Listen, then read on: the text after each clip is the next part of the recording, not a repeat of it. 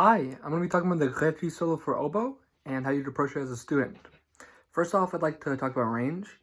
So we only go down to an F sharp 4 and we go up to a G5. Luckily, that means that we don't have to use our second octave key, but that still means that we're going to have to use half whole and our first octave key with our thumb. As for dynamic range, there's up to a forte and down to a piano. And piano, as a double reed instrument player myself, I know is a little tough to get with a double reed because sometimes you just lack the response and it just ends up not even playing the note for you. So I think as a student that'd be challenging.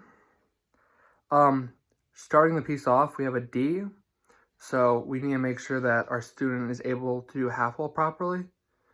And if they have one of the oboes with a little clip on the first key, so you can rest your finger on it, I think that would be really helpful. And then we also go up to a G, so that means we're going to have to know when to use our thumb octave key, which is anywhere from E to G sharp, but in this case we only need up to G. And also we need to know that when we're half-holing, we're doing it on any D note, so like D, or D sharp, or D flat. We do have a few C sharps or D flats in here that we need to watch out for. Luckily, we also don't have any F naturals, so we don't have to worry about the cross fingering happening or having to use alternate F sharp keys. And as for accidentals, this key is in the key of G, so it works really well with oboe, considering that if you're just using these fingers straight up, your F sharp's right there. For phrasing, if you're playing this at an allegretto, which should be about like 108, then you shouldn't worry about having to breathe anywhere other than rests, which are given every about 8 measures or so. And this is in 2/4, so that means the measures are pretty short.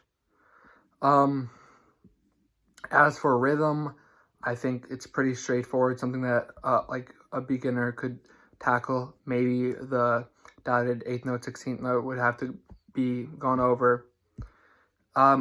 Repeats, of course, can be a little tricky, but again, that's more about reading sheet music than being able to play the oboe.